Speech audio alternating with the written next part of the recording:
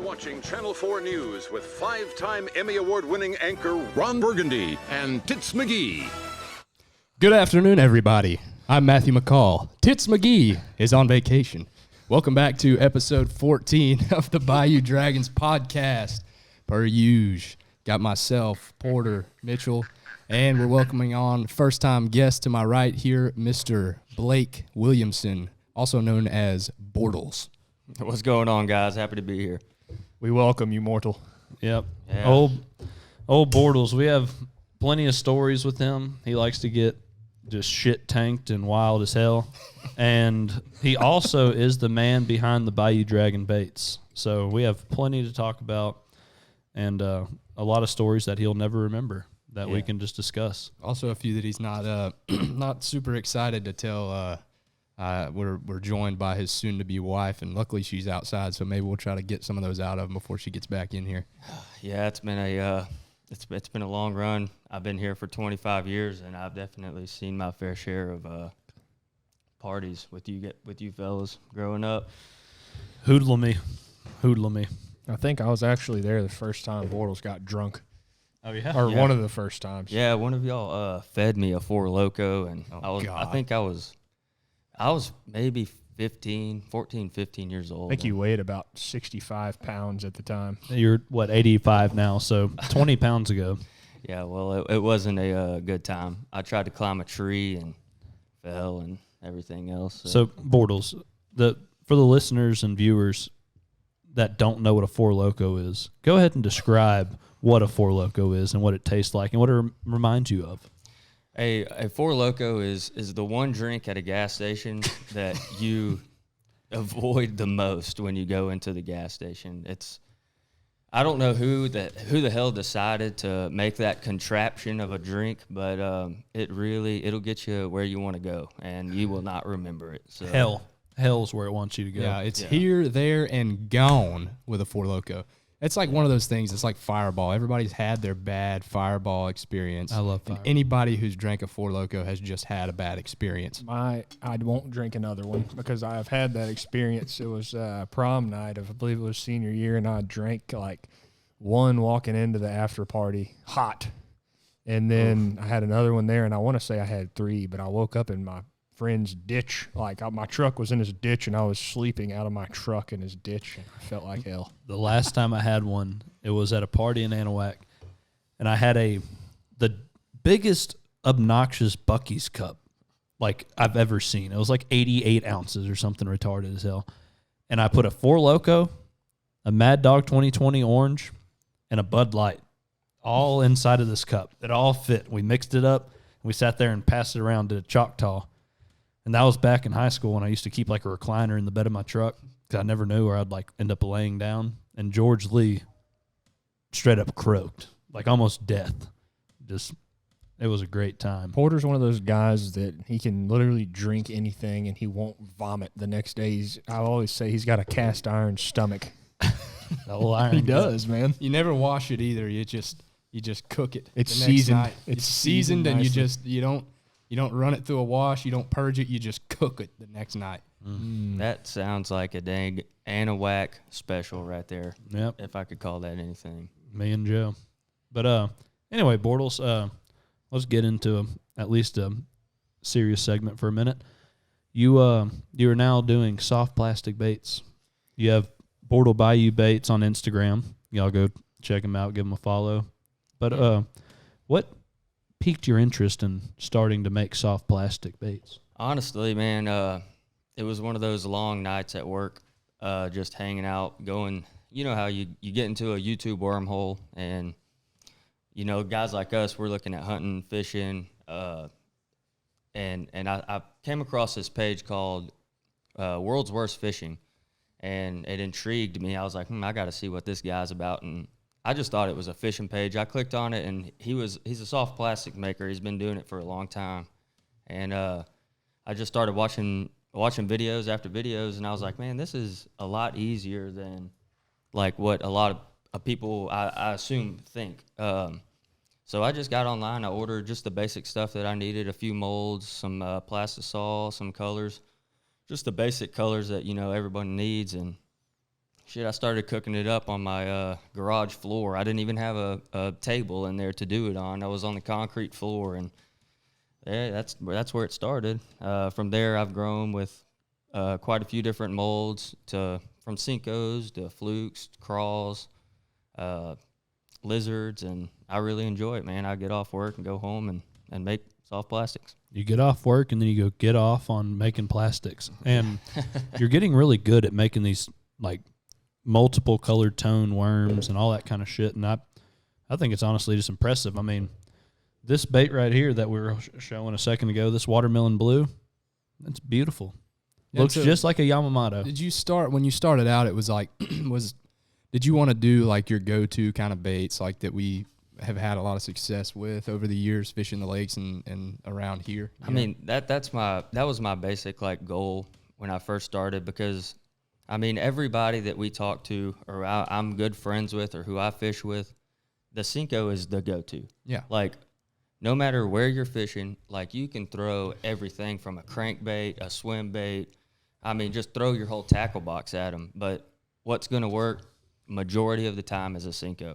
And that piqued my interest with starting it up and wanting to just make my own plastics. You know, I don't get to fish as much as I would like to, but I also don't want to go spend tons of money on these big name brands that don't have the longevity as those do. You know, you can catch multiple fish with those rather than going and spending $10 on a bag of. I'm not gonna throw anybody's names out there, but you know what I'm talking about. I do. So you think like buying like high end quality like plastisol that'll give you like a nice long lasting like a durable soft plastic is still cheaper than going and buying just like small batch baits out at the store? For sure. I can make 100 Cincos with 2 cups of plastisol. And you're going to pay, and I'm going to not charge as much as what those guys pay or whatever it is. I just think that I get a lot more durability for a lot less product that I buy. I mean, I buy plastisol by the gallon. I can make, I don't even know, I haven't even counted because it's so many that how many Cincos I can make out of 1 gallon of plastisol. Well, you made us a bunch. We need a bunch more. Well, yeah, we need to go ahead and get all that stuff counted up and put it back on the website, because that was a hot seller in Houston and Dallas. People were just biting it like largemouth bass. They were just... Dude, it was really cool. I thought, like when we came in and, he stocked us up and we had like all of our go-tos like colors and baits in particular, like the Cincos, the watermelon reds and the watermelon blues and the black and blues. And we go on the road and we've also got like all these just crazy colors, just kind of the last ditch effort colors. You're like, I'll just try this out. Well, dude, like going out into, especially in Dallas, there were tons of people that were picking up just the wildest colors that we had on the table, and they were like, this is my go-to. Yeah. So it's like different. It's like, I guess, just different areas, different places. Pumpkin blood orange. But this guy pulled up like this bright red, I think it was like one of the creature baits, but it was like just blood red. I mean, it was crazy red with like purple flakes in it, and he was like, dude, give me 3 of these. Yeah, I know exactly what you're talking about.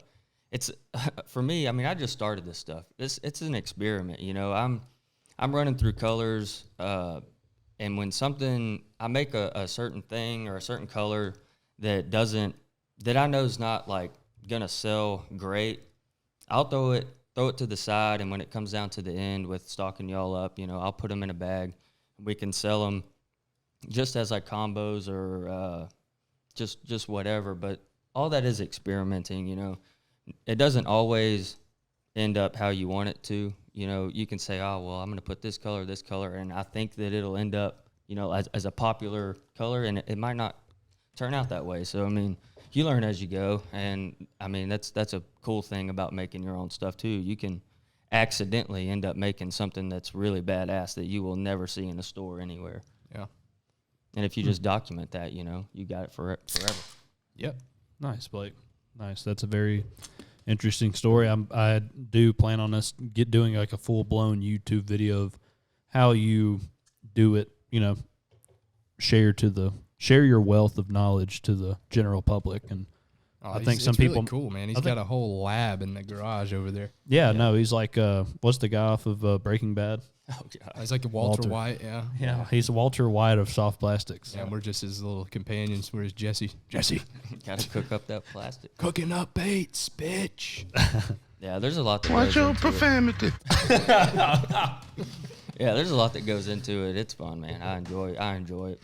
I'll be sitting at work every day, and I'm thinking like, man, I think this color will do. As soon as I get home, I'm gonna try to cook it up. But We've caught fish, and what I think was really cool was probably about 4 weeks ago, 3 or 4 weeks ago, right after Dallas, Mitchell posted a reel on Instagram of a guy that just bought some baits from us that you'd made, and he caught his personal best bass. I mean, it was like a 4.5 pound bass. You know, he was stoked. It was an awesome video. He was like, "Bayou Dragons, baby!" Of course, like super cool. Off the rip, there's a jackass. It's like, it's only a 4.5 pounder. It's like, yeah, dude, I mean, come You on, man. suck, you jackass. yes, that's exactly what we want to say. To that guy. I can't stand when people just shit on somebody for having a good time and a good experience for no reason. That We see it quite often. I mean, it's just part of it, man. just like the oil the other day. Oh yeah, we posted a video of Porter frying us up some crabs, and I'm like, it's a badass little video. You know, they're delicious crabs, one of Porter's specialties.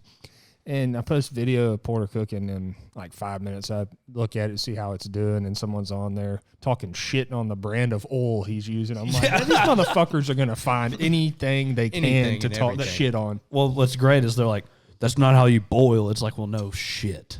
I know it's not. I'm not boiling crabs. I'm frying crabs, barbecuing them.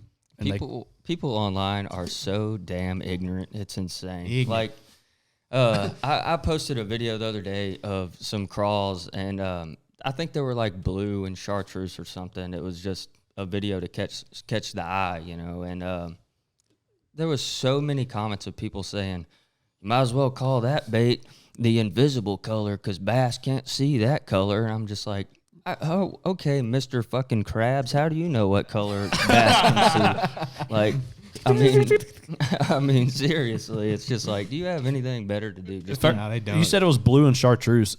Yeah. I can guarantee you that bass can see that. The keyboard warriors they come out in full form, man. I've caught over an 8 pound bass on a blue worm with a chartreuse tail. It's on Toledo Bend. I love the dip too. I love dipping them in the chartreuse and the garlic. Oh, dude, yes, man. You learn real quick on social media that there's an expert in everything. Oh yeah, I mean, yeah. Well, that's tons of them. Dude. And it's just like, all right, man.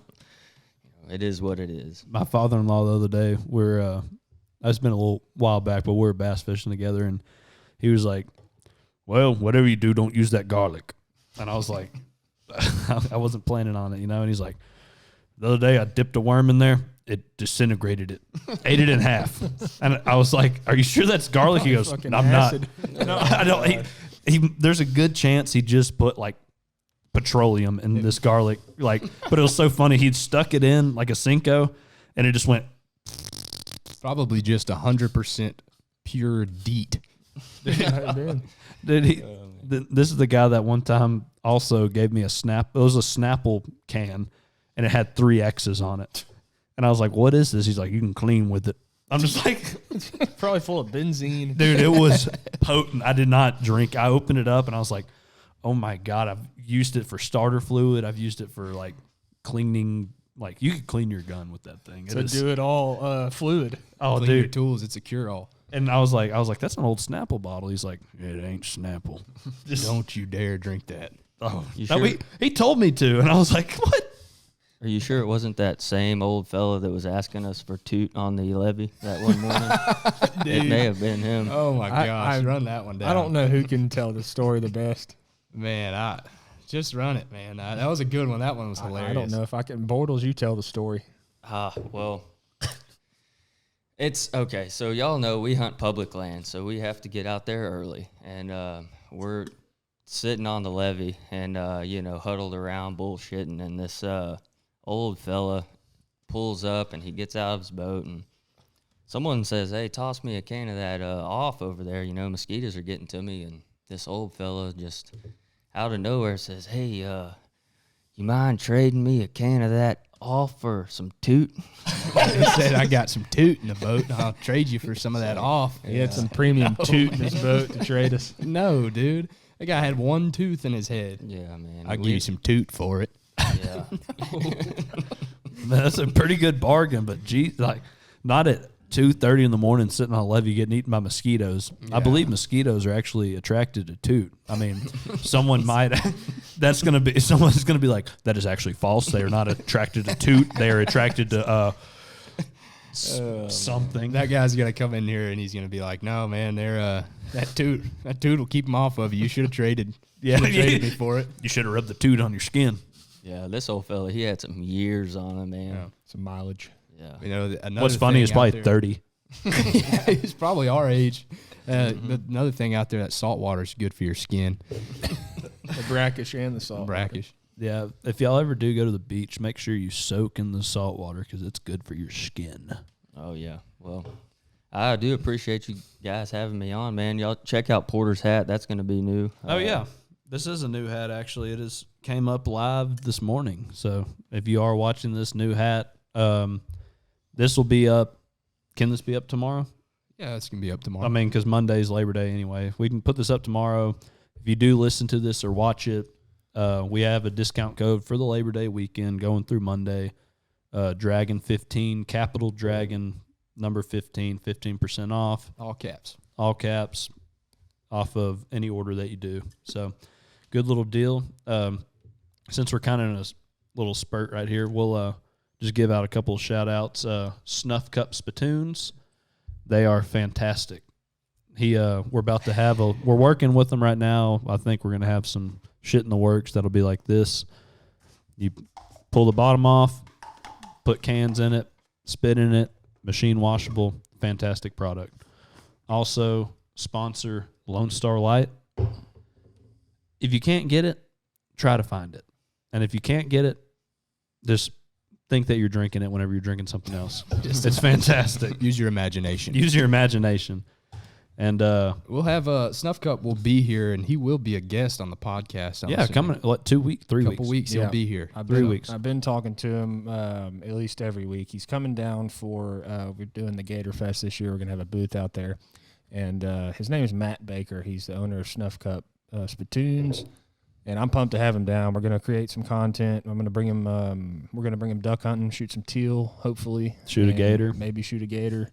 And just, show him give him a good Southeast Texas welcome. Yeah. What did you say his name was? Matt Baker. Matt Baker. Okay, good. I'm glad you cleared that up for me. I didn't know what I was going to call him. I've never met the gentleman. I didn't know if I was going to call him Mr. Cup or perhaps Sir Snuff. I'm going to call him Cooper. But I'm sure by the end of that spurt that he's down here, he will have 10 different nicknames. Oh, he'll have nicknames for sure. Yeah.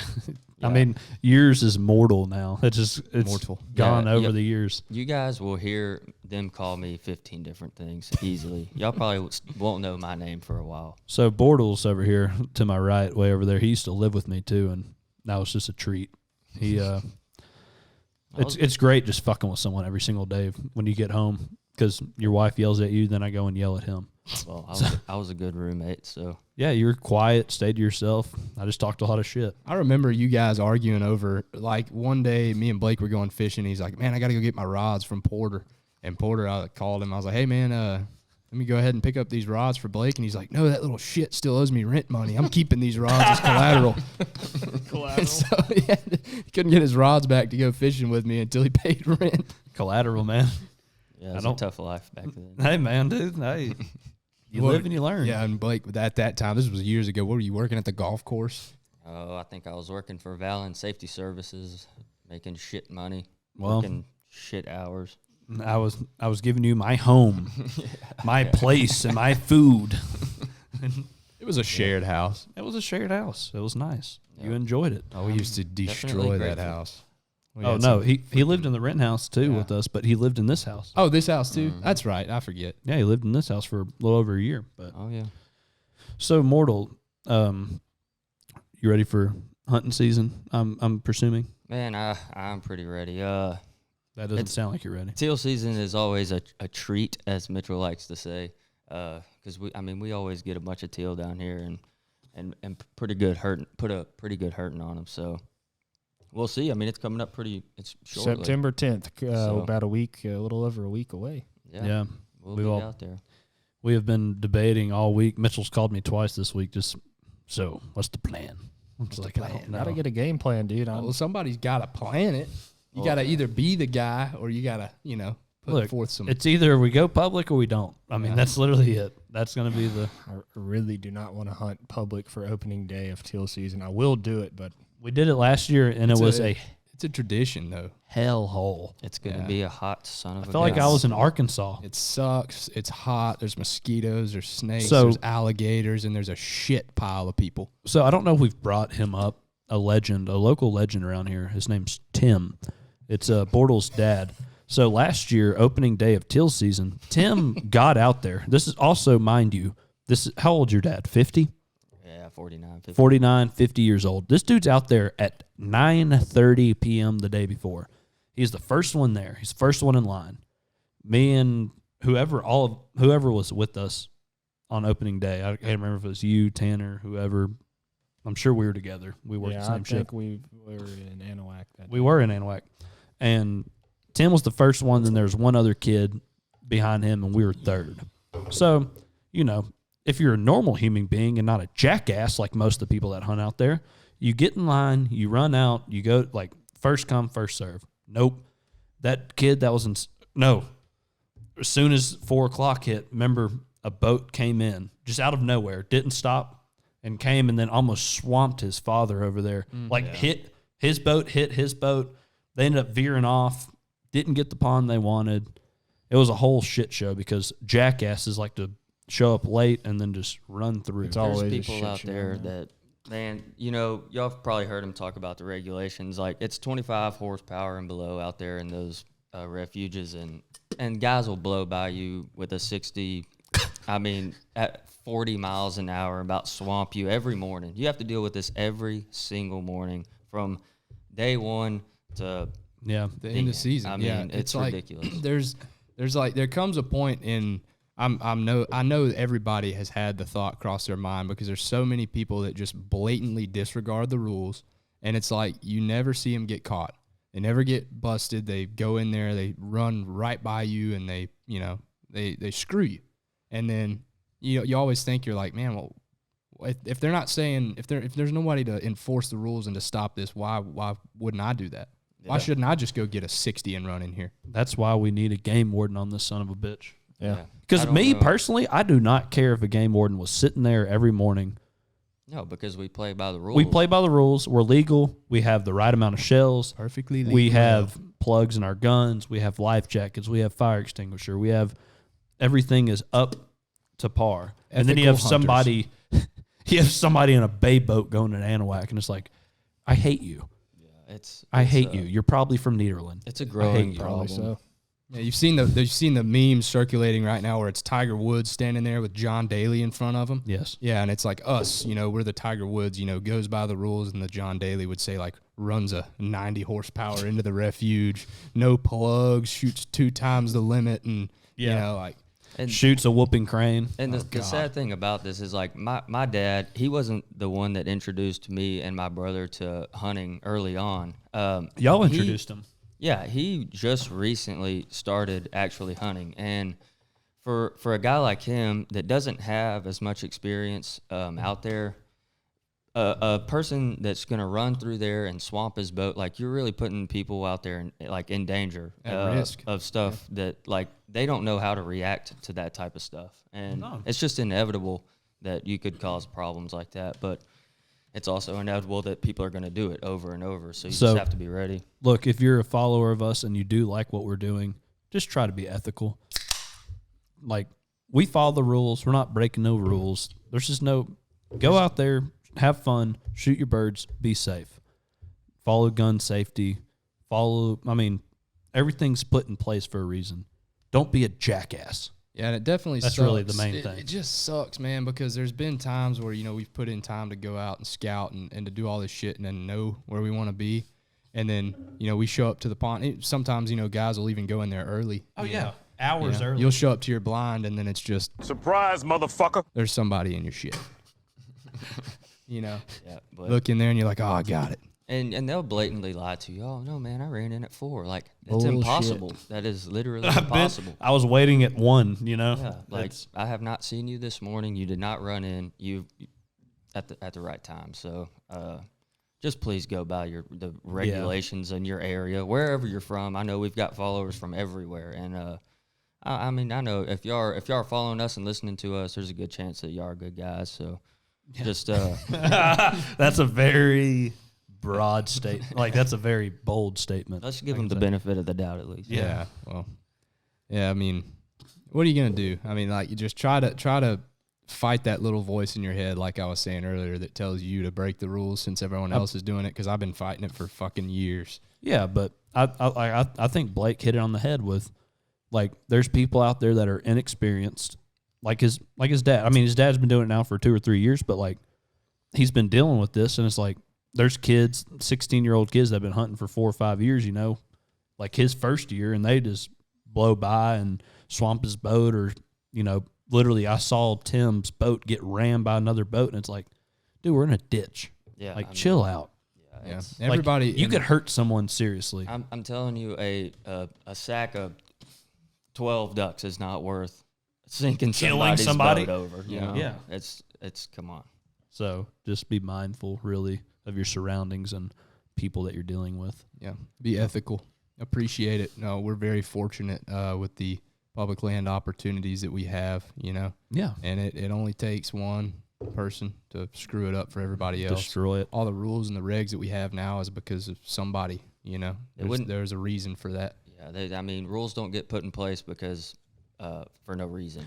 Somebody has done something to put that in place. So. Yeah. Speaking of rules, Blake, so when you like to drink alcohol, you usually like blacking out Yeah, it doesn't take much. to unconsciousness, to Yeah, pure just shitdom. Okay, well, with me is I can be drinking, I will be sober, and then next thing you know, there's no fun for me Happy in getting medium. drunk. There's no like, oh yeah, I'm happy-go-lucky, I'm drunk. No, it's either I'm drinking and sober, and then I am absolutely washed. What do you weigh? What is your See, weight? his fiance, by the way, is sitting over there looking at us, cracking up, because she knows she's had to babysit you a couple of times. I can tell. I've also had to babysit her, though. She weighs 55 pounds also. Combined weight, soaking wet, they're almost 130. Yeah, well, I'm not the biggest fella, so Mitchell asked what your weight was exactly. Tell everybody. Tell the world. last time I weighed, I think I was 138. I think last time That's I weighed. pushing it. It must have been after a big meal. It must have been after a meal and you needed a shit for sure. He was trying to bump up a weight class to make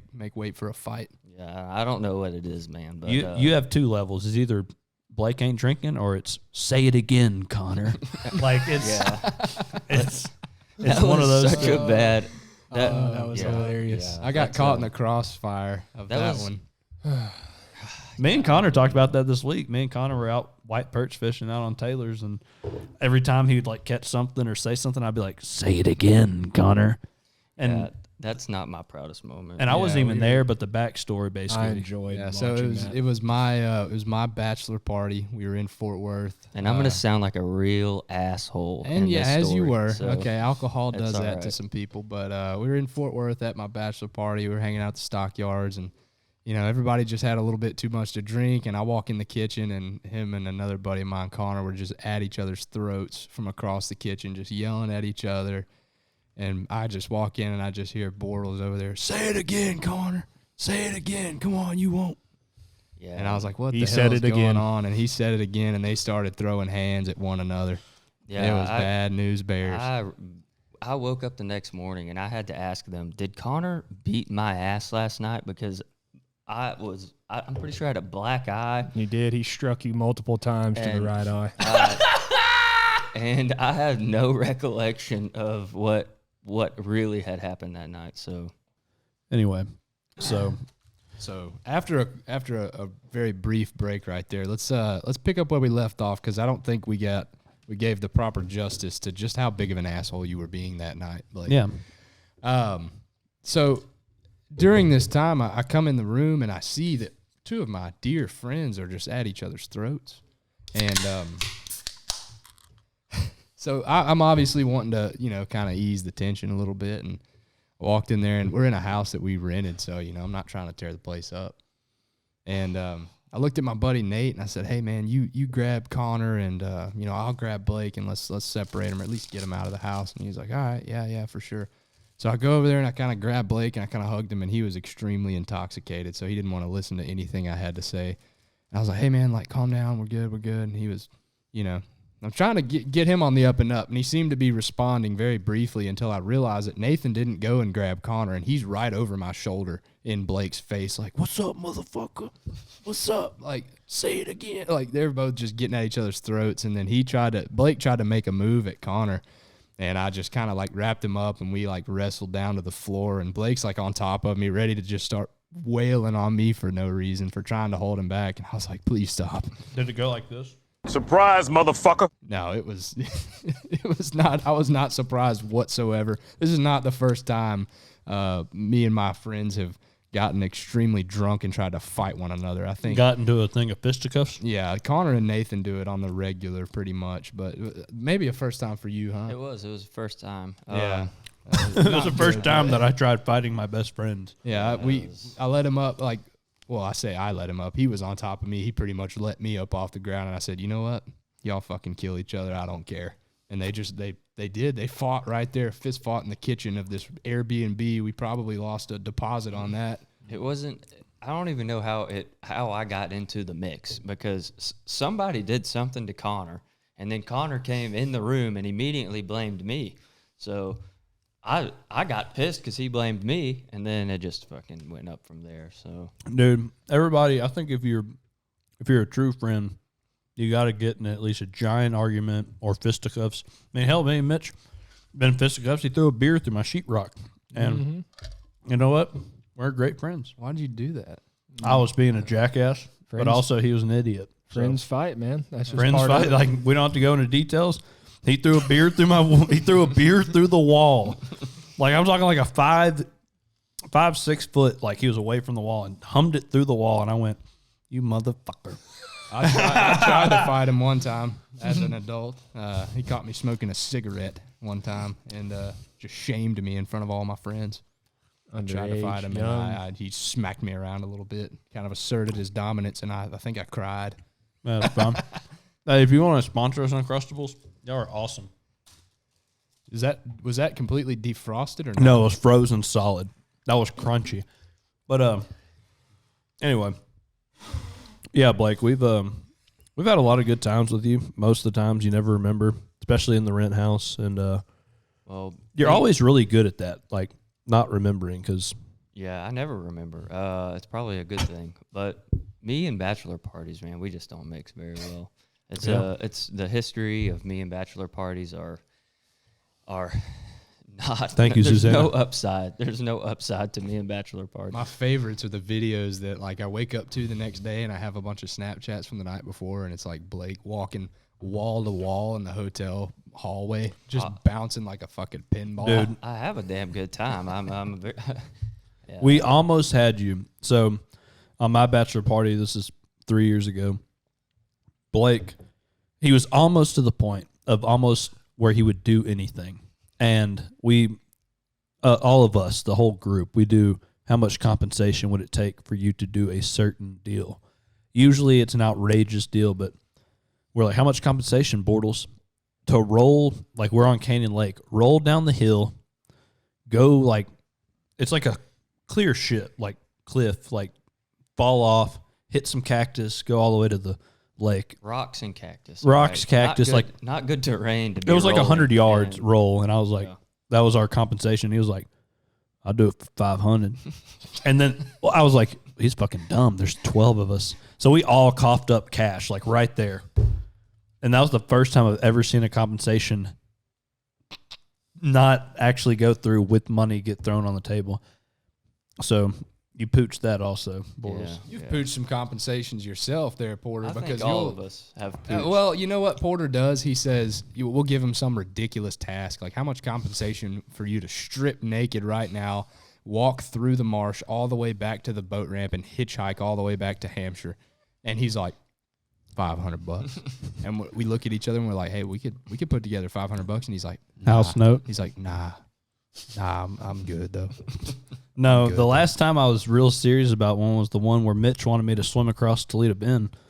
And I said $400 cash, and he would not give it to me. No, I didn't have it. Like, he was like, dude, you won't do it. I'm like, dude, I wish will, I had it. I I will would've given it literally to you. jump out of this boat and swim. Because, I mean, hell, half the way, the lake was low. I could have walked like a mile of it.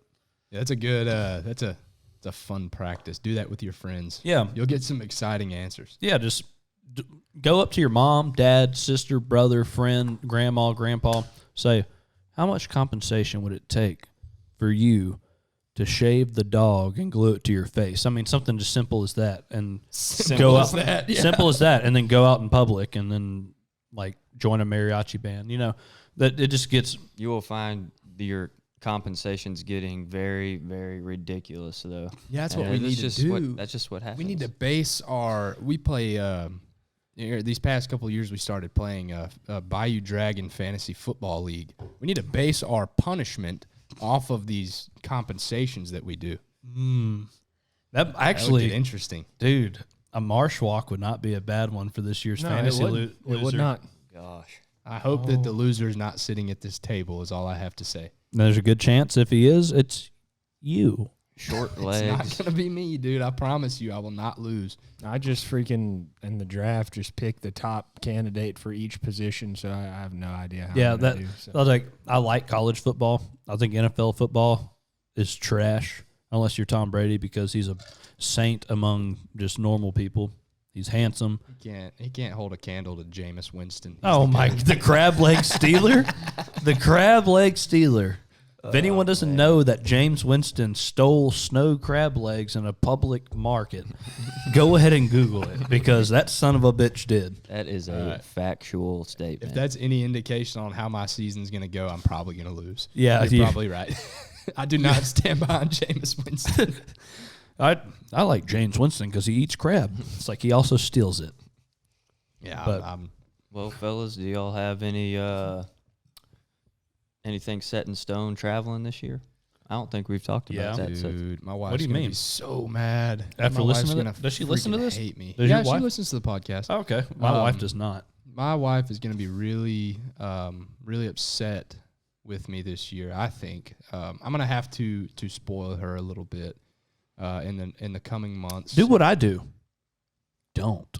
Well, any advice would be much appreciated because to start out the month of November, we're heading up north for 2 full weeks. Coming home for I think between then and my next trip, I have another week or two. And then we're heading to Central Texas. We'd go shoot whitetail, and then from there, heading a little farther into North Texas Lubbock. / West Texas, wherever Lubbock's at. Yeah, that's like West Yeah, Panhandle. kind of farther out west. that's in the middle of nowhere. Yeah, so there Yeah. for a couple of days, and then as soon as I get back from there, I've got a day spent at the house, and then heading back up north again for another week and a half. And after that, we're once I make it back, I guess we're just hunting local. So, but yeah, she's definitely gonna be upset. Yeah, that's the same thing with me. We're going to Montana for 2 weeks, come home, hunt here. But the good thing is around the Montana trip is November, Warhola.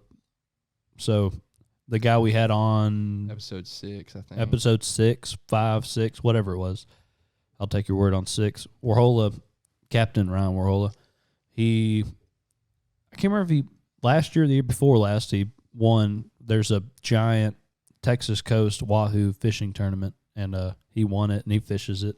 And the tournament starts in November. It's November, December, January. And so it'll be go hunt, come back. He'll probably be like, hey, leaving for 2 days. Let's go catch some Wahoo. Go offshore, come back, work for a day or two, leave, go hunting again. See, I'll tell my wife starting in September 10th, I'll be like, I'll see you in February. See, and we're like months out from these trips, and when they arise, like you can't say no. You know, like you don't just, hey, you want to go on this 72-foot, $6 million boat with me for a couple days? I'm not going to say no. There's probably nothing you could tell me to not go on that trip. You know what I mean? Like, I didn't tell so my you just wife. go. I didn't tell my wife this week. I've already bought everything to go to the Masters again next April. She has no clue. But I'm going for a week in April. I'm glad she doesn't watch this podcast. I'm staying. Yeah, she doesn't listen to the podcast, so I'm good. I can say whatever I want. But I'm flying out. I'm going to Savannah, Georgia. So if y'all are in Savannah, Georgia next year around the Masters time, let's meet up. Let's go to a Hooters. You know, Doesn't John Daly own the Hooters in Savannah, Georgia? not Savannah. I don't know. No, which it's not one he Savannah. I thought he did, like No, in that area. it's not Savannah.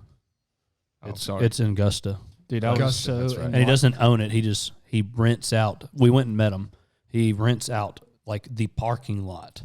And this year it was pissing rain. And he was over there signing autographs, drinking Miller Lite, you know, having a good old time. When we played that golf tournament with for the 2 Moon, me and Rance were partners, and he was like, "Let's turn on some music, man." He started playing this music, and it was beautiful. I was like, "Dude, who the hell is this?" He's like, "This is John Daly, man." I was like, "No shit, dude, the motherfucker's got some good music." It was beautiful. He's great at golf. His son's great at golf. He has a voice of an angel. I mean, he drinks only beers and Diet Cokes. And smokes about 36 cigarettes per 18. See, I've known a few men that can just thrive on just being drunk every day. Like my papaw chick lived until he was like 112 years old, and he drank a full 24 pack of Milwaukee's Best every single day. I'm like, "What's your secret?" And he's like, "Hey, you gotta drink that Milwaukee. please, Drink that old Milwaukee." please, Mitch, if you won't tell the story, I will, about Chick and the elk in the pepper garden. Oh God, dude, this is Please tell this me. is Well, crazy I don't too. know the full like in detail, but there's a local high fence ranch out here in Hampshire. Frank and Rose, that was actually my uncle. The he had some elk, or it was elk, or It was It was elk. It was elk. It was It was elk. yeah. It was So a he cow. had some bull elks and cow elks on there, and he had a break in his fence, and some of them got out.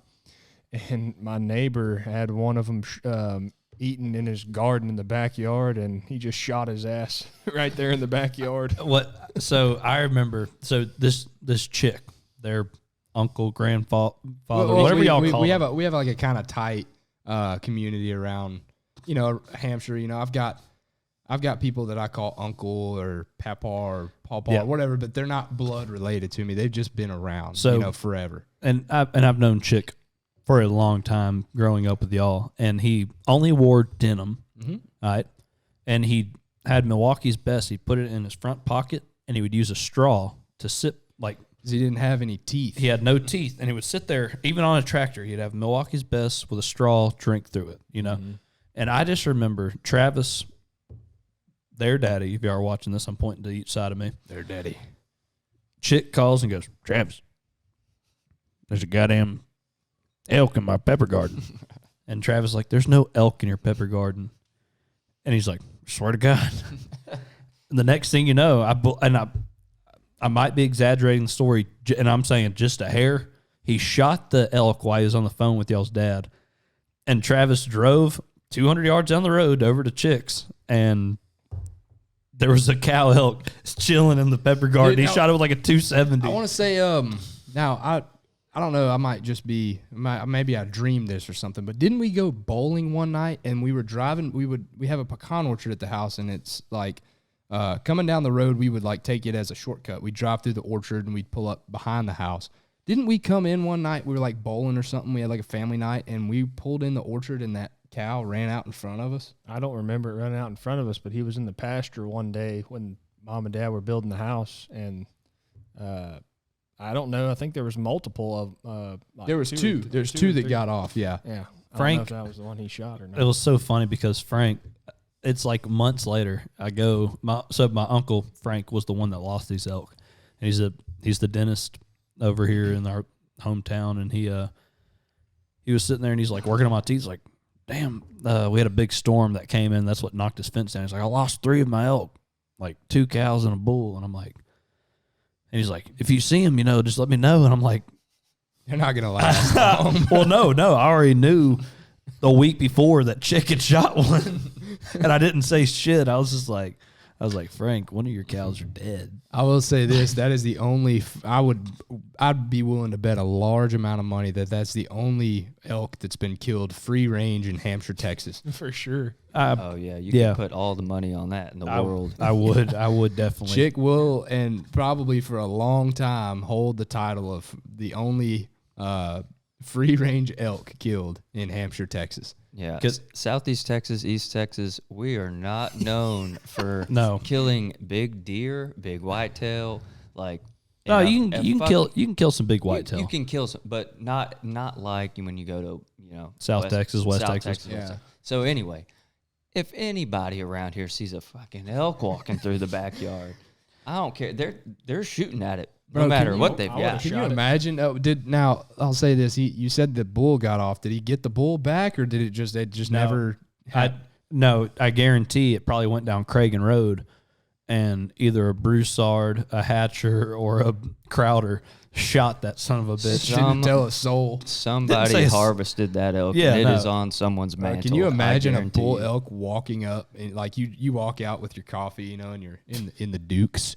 Maybe one early morning, and you just sipping your coffee on the back porch, and there's a fucking massive, Boone and Crockett bull. Surprise, motherfucker! Just looks at you, look at him, and he goes, "Surprise, motherfucker!"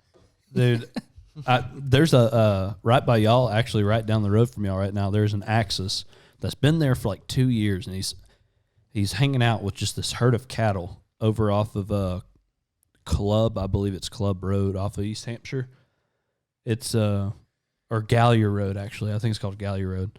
There's a giant Axis buck that's been hanging out there, and he makes me, like we were talking about earlier, like we have that thought of he makes you want to just break the law, do something illegal. Yeah, he makes me want to act up because that dude is a sure enough. Like I have buddies that have game cams on that damn fence, and they're like, "Look at this damn elk." I'm like, or not elk, Axis. I'm like, dude, that is a sure enough Axis. Yeah. There's a surprising amount of people in our area in Hampshire that have a lot of high fence Axis. Right by the high school, there's a guy that's got like a pretty substantial herd. I'd say probably 60 deer. What do you mean? But shit, old Griffith, and then right Griffith there is right across the street. Yeah. I've bottle fed Axis deer at his house. He has elk, stag, Axis, fallow, whitetail, and he probably has dicks, honestly. I don't know if y'all have ever noticed, right behind my house off 365, 50 yards behind my house, a high fence starts. Yep. And he's probably got a herd of 50 Axis back there. Oh, there's that lady, too, that vet that lives by y'all that has them zebras. Yeah. Oh, yeah.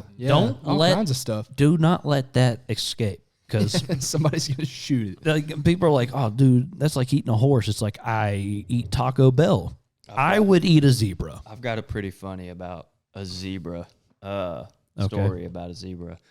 I think it was like 3 years ago. I went to the deer lease with my cousins on my dad's side, and when we got there, it's a low fence over in San Angelo, Texas is where it's at. And when we got there, I think 3 or 4 of us came. I don't even know the other guys, but they told us when we got there, "Hey, man, I'm just letting y'all know that there's 4 or 5 zebras that are on this property, and if you see one, shoot it." And I was like, "Y'all are all full of shit." I said, "There's not zebras on this property. It's a low fence ranch.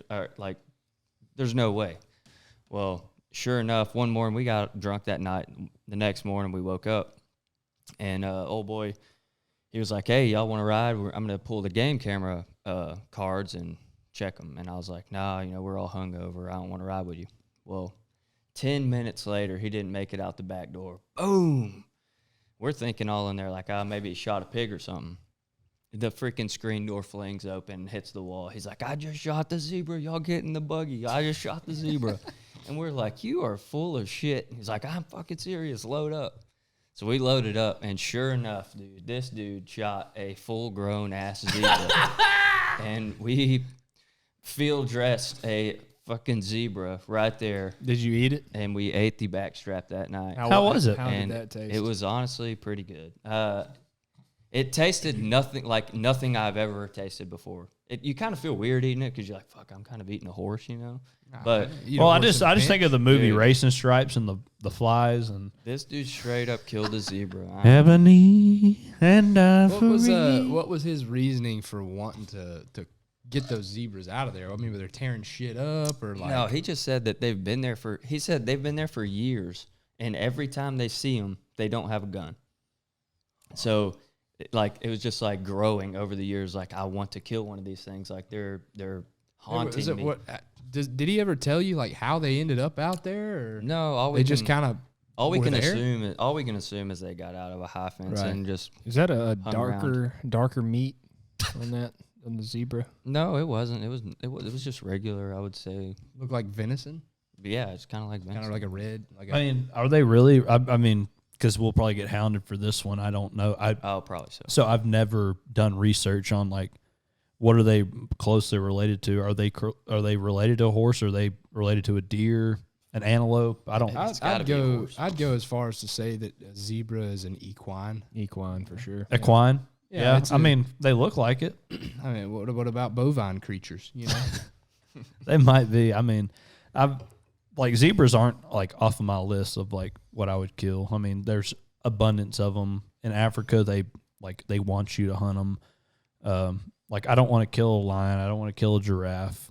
But like if a zebra came out in front of me, it's like, bro, dude, I'm telling I'm you, about to put you in a Crunchwrap don't- Supreme, boy. I mean, like, I get the whole like, oh, you know, you shouldn't kill these majestic creatures like giraffes and lions and zebras and all that stuff. But like after educating myself on the positive things that come out of that for the communities and you know the money that surrounds those creatures, like let's say lions for example, like, you know, if you've got a lion that's like terrorizing your herd and like, you know, killing cattle and stuff and like killing that, people. if there's not money to be made off of that, then it has no value. So why would you keep it around? They'd want to kill as many lions as possible. But since there are people that pay a lot of money to go and kill lions, you know, they're a conserved resource, you know, and there's a lot of, you know, positives that come out of people that want to go and kill lions. You know, it helps to bolster the community and to spring it forward. So I advocate for that shit highly now. Well, yeah, there was one like a few years back. I remember this like rich doctor shot this lion and people were like, just gave him hell for shooting this lion. He's like, he paid his dues. He had the right paperwork. He did everything he needed to. And they're like, it killed 7 villagers. It's like, okay. Yeah. I mean, Yeah, okay. let's Ramsey draw- Russell said something the other day that stuck with me. I think they're just people that aren't hunters that just would sleep better at night knowing that lions and giraffes are not being killed. They don't know. And they don't kill know- each other. They're They don't ignorant, know any ignorant. Yeah, they don't know any more than that. They just, you know, they stay in their safe little homes and they've got it good. They live in a first world country where they don't have to deal with any of these things. And we're blessed to have the same thing, you know, but Yeah, we have first world problems, you know. But, like you I'm know- almost out of a Miller Lite, Susanna. Can you find me another one in my fridge? yeah, so but like for those in the types back of on the people, bottom. for those types of people, like, you know, they don't know and they're just ignorant, you know. It's not, you could argue with them over it, but it would there's no point really. Yeah, I would go as far to say like people that are the ones that are, oh, you can't kill lions, you can't kill this or that. Like they don't give a shit if the lion killed 3 kids the night before. You won't hear them say nothing about that. But No, they that- sure as hell post a fucking picture of the lion. Yeah. Like, oh, you killed. Like That's where I come would on. like to have. I can't remember, and also get butchered.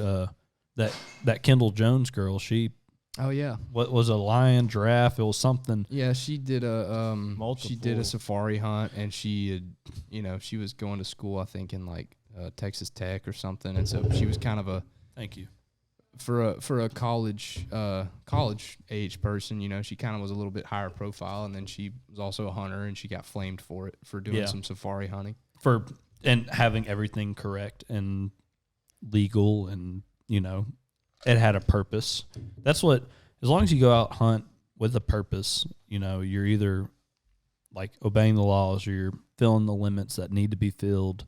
You know, your conservation and your eating, or like over there, like they kill, like if someone does kill a giraffe, it's like, oh, that whole village is eating for a week. Like, Yeah, you just fed 80 people. And here's the thing, like no matter what, if you're a hunter and you're going to go and hunt, like even us, like just going and hunting waterfowl, or, even as far as to say somebody like going and doing safari hunts, like you don't have to necessarily be, say, oh, I really want to contribute, so I'm going to go and do this hunt. Like, no, if you want to go hunt and that's what you want to do and you have the money and you're capable, then yeah, great. It doesn't necessarily have to be based on the fact that you want the conservation aspect of it, but there are the way that our establishments have positioned themselves. You can't hunt without contributing, whether you know it or not. And there's so many hunters, like every hunter now, and this was just something that I recently learned. Ramsey Russell on a podcast I listened to of his, shared that, with the federal duck stamp, and we've talked about it before. When you buy your hunting licenses, a lot of the money that goes into that goes back into conservation, and a lot of hunters don't even realize it, but they're contributing. So it's the same way with those safari hunts. You pay a lot of money, but you're contributing back into conservation. And some of those places over there, like that's the only way they receive any outside, like income, I guess. Like you're bringing tourists in from outside to this place or their country where there's nothing but that. Yeah. So, I mean, it helps those areas out a lot more, because if that wasn't there, you don't know what, I mean, there's just nothing else for them. All the safari hunts that I've ever heard of people going on, like shooting the, lions, giraffe, anything like that, the meat's all donated to local villages and all that. So it's all for, a purpose, like y'all said. Yeah. I would venture to say that the people who are going on these safari hunts are probably pretty wealthy, extremely wealthy. And, I wouldn't think that they necessarily would be meat hunters. You know what I mean? They probably have a lot of opportunity and, are able to put themselves in situations to, harvest a lot of animals, and that's what they like to do as trophy hunters. And so, I mean, yeah, I've heard the same thing, that whenever somebody goes and kills a water buffalo or, a giraffe or a zebra or something like that, that goes back to the community as well. Yeah, it's like in Argentina, my uncle just got back, he went last month, and they go dove hunting and duck hunting, and, the limits down there are outrageous. And after they shoot, there's 10, 12 people shooting 50 dove a piece or whatever it is. They go, you make a big pile, and then the local villagers or wherever you're hunting, they line up. You give them a bird or two, and they go back and get them back in the line. They just go through, and it's like, I'm feeding a family, because you're not, down here, dove season just opened for us, and we take that shit for granted. Like people down there are like, oh, you just shot some dove? Boy, let me eat, boy.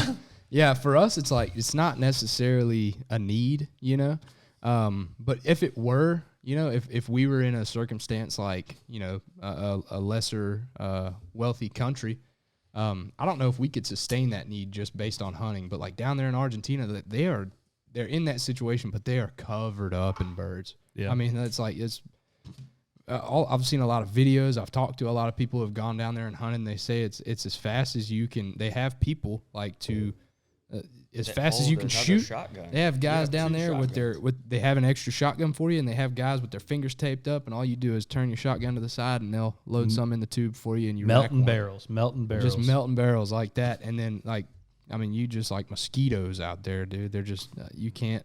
You shoot until you just don't feel like shooting anymore. I don't know if I could bring the amount of shells I would need to make a hunt. Hey, they got them. You'd be buying them. Imagine 3 days of that. How many shells are you going to go through? Your shoulder would be pulverized. Yeah, you'd shoot at least like 10 times. That goes back to what I was saying earlier about that. For them, there's value in those birds because there are people who are willing to go down there and pay a lot of money to take those trips. Talking about dove hunting, I just wanted to give out one of our biggest followers, and one day I will meet you. His Instagram name is MaxTheBlack23, and I don't know if his name, I don't know how that works, the tag or whatever, HB the Juice.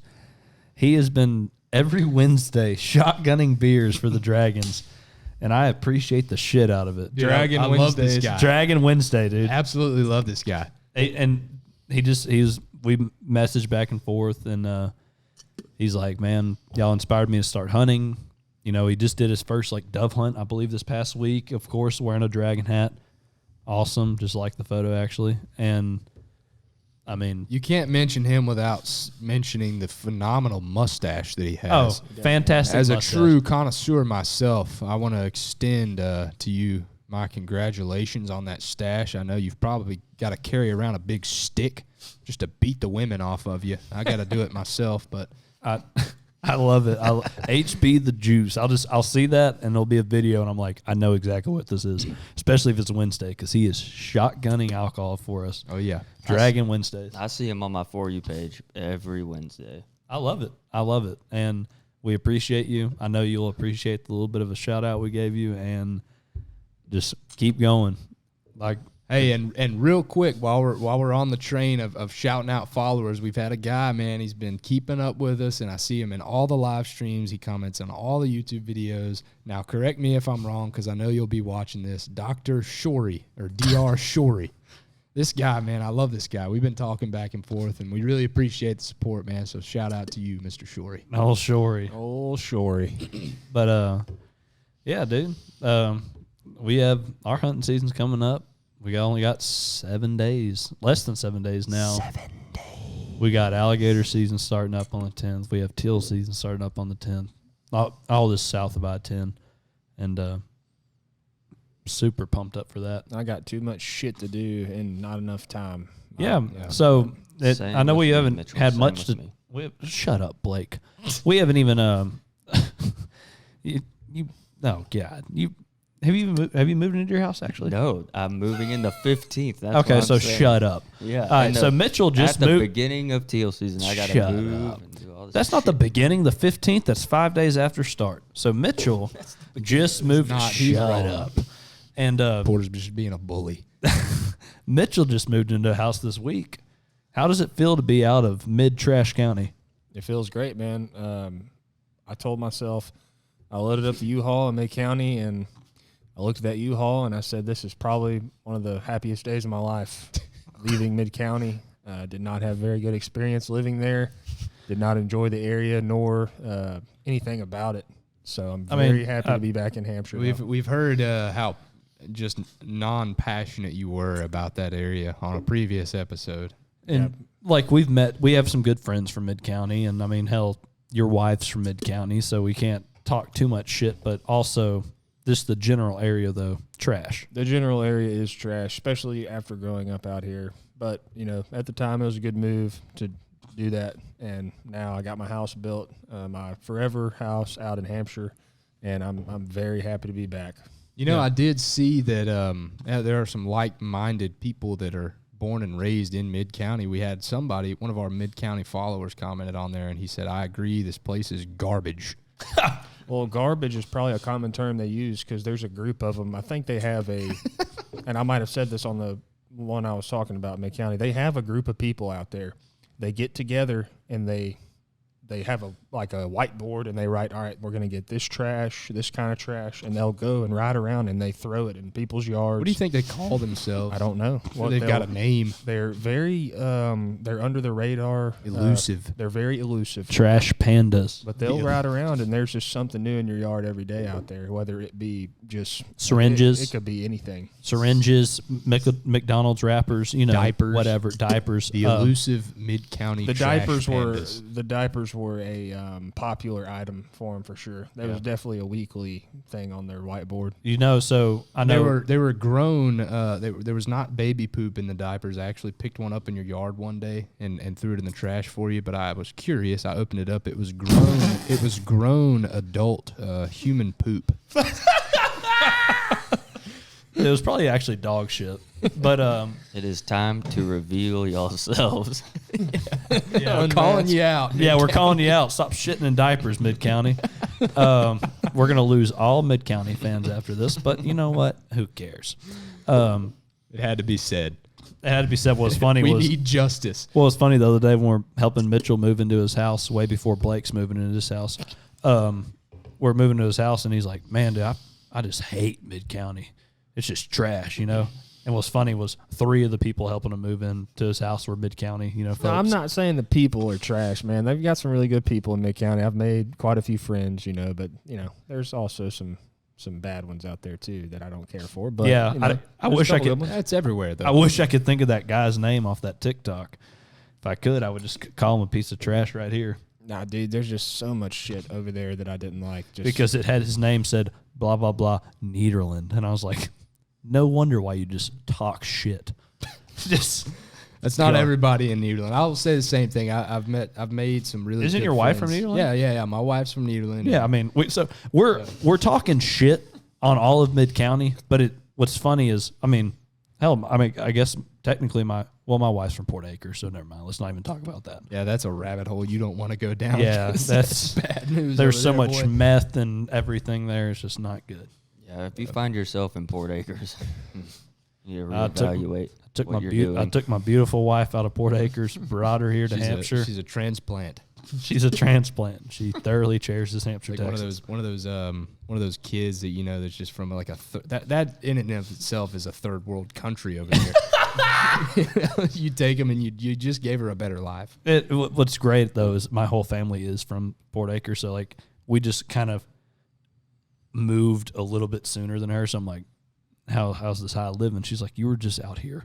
Like, I'm gonna tell you, if you ever find yourself at the boat launch under 73 Bridge down there, you'll run into quite a few homeless down there. They have like a tent city set up Tent down village. Yeah, I've been there and done that. there. Dude, they have electricity ran to those But, tents yeah, down they- there, I'm telling you. they can fry catfish under that bridge. I'm telling you right now, if you catch anything, bring it there. They'll fresh cook it right there. It's like a nice restaurant. If you went to Cabo San Lucas, go to the bridge underneath 73.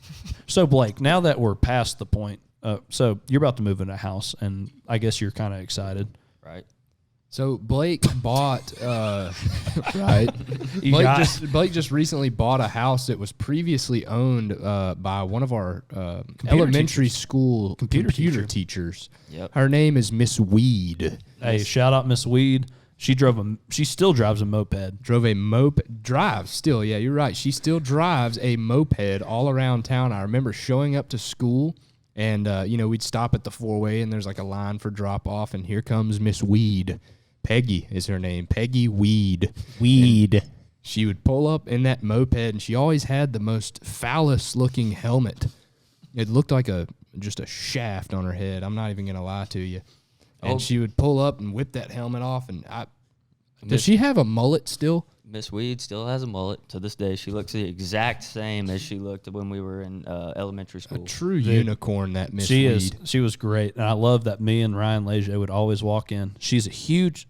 I don't know if she's Chicago Bears. She's Chicago Cubs fan. Chicago Cubs. Cubs? She's a Cubs fan. At the house right now that she still lives in and I own, there is Chicago Cubs memorabilia everywhere. Dude, she was a Everywhere. And huge. I remember that wall. She had like a 30-foot wall, and it just had Sammy Sosa on it. Dude. So like me and Leger would walk in and be like, "This is back in the air." It's like, dude, like we have Biggio and Bagwell and Berkman. We're just talking Astros with her, and she's like, Sosa. The whole house is Sosa. Bitches love Sosa, man. Chicago Cubs and the Dixie Chicks. Big Dixie Chicks fan. Nah, well, But that's shout out to Miss Weed, man. shout out Miss Weed. Thank you man. for selling Blake your house, Miss Thank Weed. you for providing me with the best memories of playing I Spy on my computer in your class. Thank you for teaching me how to play Snood.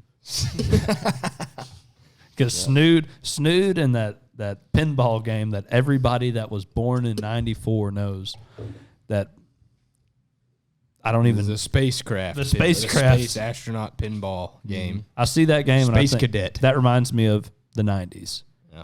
Same with Sammy Sosa. Yeah, but I'm looking forward to moving in. I've been renting my whole life, so finally getting a house to settle into. It's in Green Acres, right in the heart of Fannette, so it's a great area to be in. I'm excited. Yeah, it's not a bad area. It's not Hampshire, but it's not bad. I mean, but you had to stay close to your in-laws because your wife definitely wears the pants in the relationship. Ain't that right, Susanna? I would agree. I would also. She's long just as I've shaking her known- head, yes, over As there. long as I've known Bortles, he never seems to wear a belt.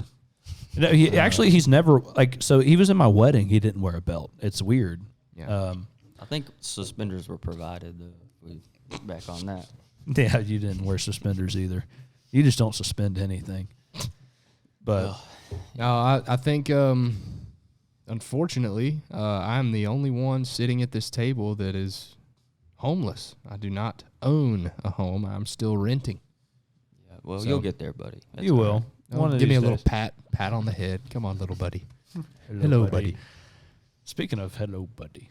Now, Dude, if we could get old time Hawkeye on the podcast. Oh gosh, dude, Hello, buddy. Hello, buddy. He'd We be need to- great. We need to fly him in. Dude, I'll fly him in out of my own pocket.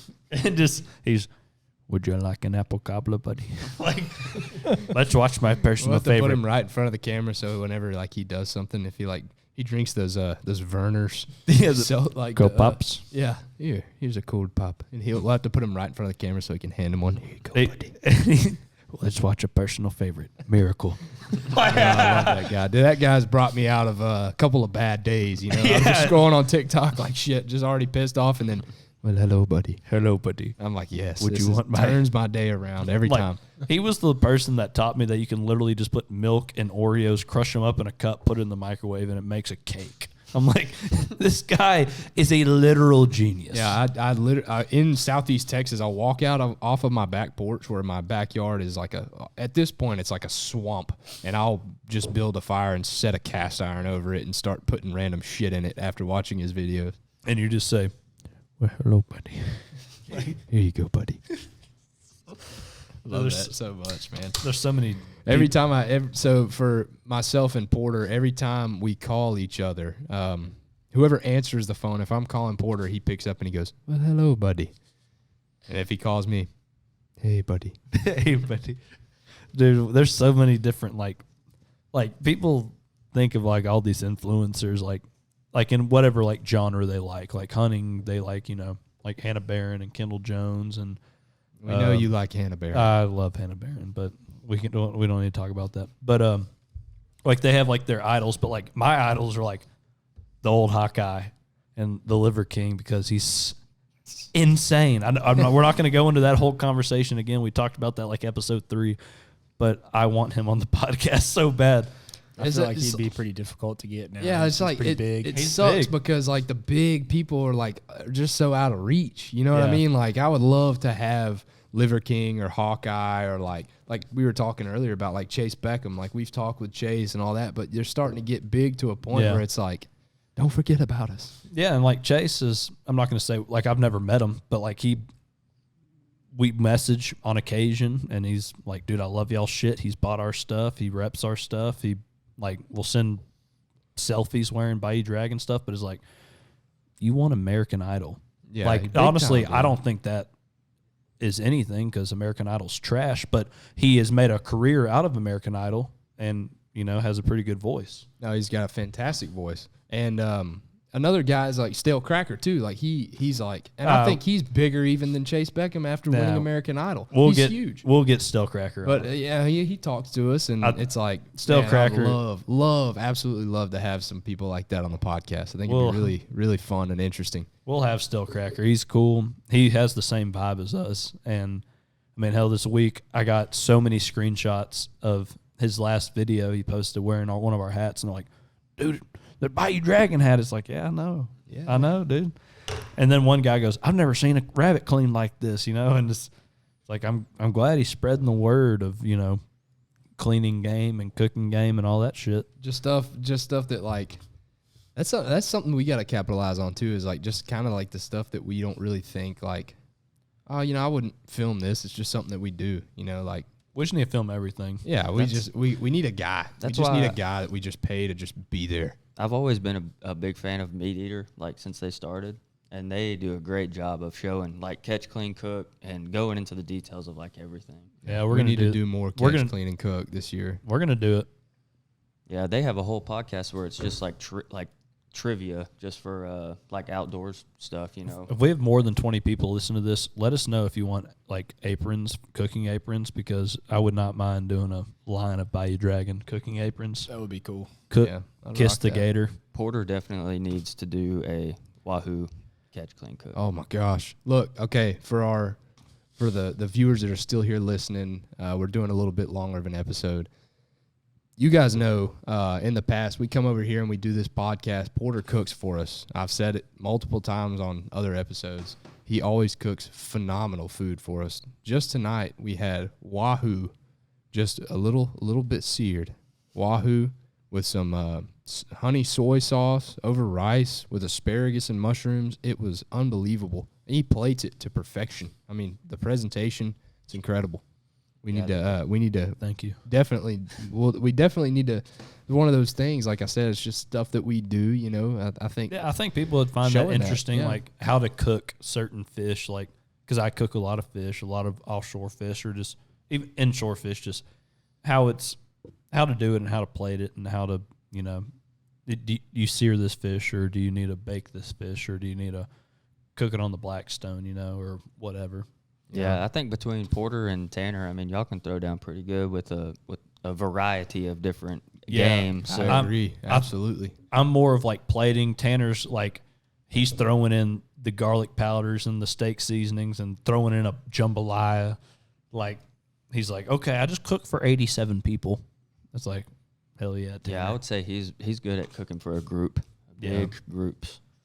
Yeah, that's something I'm really excited about for this year especially. You know, it feels like throughout the summer and, you know, kind of leading up to teal season, it almost feels like we're kind of in a little bit of a lull because we're fishing, you know, kind of here and there, and everybody's working and trying to work as much as we can to save up in preparation for hunting season because we have these trips coming and a lot of our big expenditures happen, you know, going and making these hunts happen and stuff like that. But it's all about to kind of come to a head, and we've prepared ourselves in a way that we can film and document and get good audio and do all this stuff. And I'm really excited for it. I think it's going to be fantastic. This was a big summer for the Bayou Dragons as far as learning. I feel like y'all as a group have really like hit the nail on the head with figuring out what equipment y'all need and really being able to reach out to the fans and stuff like that. Like I feel like this could really be a big thing. Yeah, we've taken some leaps, you know, made some more connections. We've gone and done shows. We've definitely, like you said, we've built up our arsenal as far as getting those kind of run and gun shots and footage and all that to take everybody and really put them in our world when we're doing this. And I'm not going to say that we're going to be, you know, just a new, like, something they've never seen before, but in that regard, we're going to be us. And, you know, we bring to the table something that fresh nobody else does. You know, I kind of feel like everybody that does content in this industry is, you know, they're kind of like, oh, you know, like we live and we die this, and they're like all real serious and all that. Like, dude, fuck being serious. I go to work, man, and I'm not going to say I hate my job, but like people ask me, like, what would you want to do? Like, what do you want to do if you didn't have to work and like you could just choose what you want to do? I'm like, dude, I want to hunt and fish every day. And they're like, oh, well, that's everybody wants to do that. I'm like, well, it's different for me because now it's in reach. Yeah. I can do this. Like I believe that we can take what we have. What are you doing? I couldn't do it. I believe we can take what we're doing with Bayou Dragons and you know, we can actually make it happen. We're doing it on another level where we're filming it, we're making connections, we're networking, and we're showing it to everybody, and we're promoting the positivity and the good times in a different way. And so that's what excites me so much about it. You know, with the way that you guys are, like, somebody puts a plate of food in front of y'all, hey, y'all going to eat it, you know? Y'all are taking everything that y'all have got and like maximized y'all's opportunities with it, you know? And I feel like not a lot of people do that the way that y'all can. So, well, that's cherishing the moment. Yeah. And that's what we're trying to do, cherishing the moment. That's why on all these big trips are going on, like this multiple week Montana trip that we've talked about multiple times and we've talked about on this episode and that episode. Like, we'll be, like, the whole time we'll be going live, we'll be vlogging, we'll be doing this, we'll be getting documentation, we'll be doing podcasts. And it's like, we want to take you step by step. So, like, I want people to live through me vicariously. And I want to get to the point where, like, all my trips, I'm doing that. Yeah. And it's like even if it's just like golfing, which, like, we all golf and shit like that, is like, oh, I'm going to the Masters in April. Let's document this. People enjoy that shit. Yeah, I think we're kind of getting to a point where we're not really holding ourselves to a standard that we think we have to. You know what I mean? Like, instead of saying, oh, well, I have to shoot this or I have to shoot that or, catch this and put my video together this way or whatever. It's like, okay, look, we're kind of to a point where we're saying, like, if whatever we put out, let's just do it our way. And it's working, like we are sharing our lifestyle and, it's got positive feedback. And our lifestyle is not, and like you said, like these other groups, I'm not going to say any names, other groups, a bunch of them out of Texas, they act like, it's like, y'all don't take hunting serious. Like, this is my life. It's like, bro, chill the fuck out. Like, we love to hunt. We love to fish. We love to hang out. We love to cook. We love to drink. We love to dip Copenhagen. We love to just hang. I was playing Mario Party last night with my wife. You know what? I enjoyed the shit out of it. Like, yeah, man. Like people are way too fucking serious. We don't have to talk about certain things every damn time. And I mean, we're not the type of group that the only like stuff that we're gonna put out is us going and shooting a 250 class freaking buck every single time. Like, we don't have that luxury. No, like we go out and we hunt public and we may skunk, like multiple times we may skunk. And we're not afraid to put that out there. Like, I think that's the beauty of it is that I told we're normal. I told Andrew Austin on this when I sat down with him on his podcast, The Wildlife Experience. Just being out there with the right group of people, and we have the right group of people. You could take a day like that.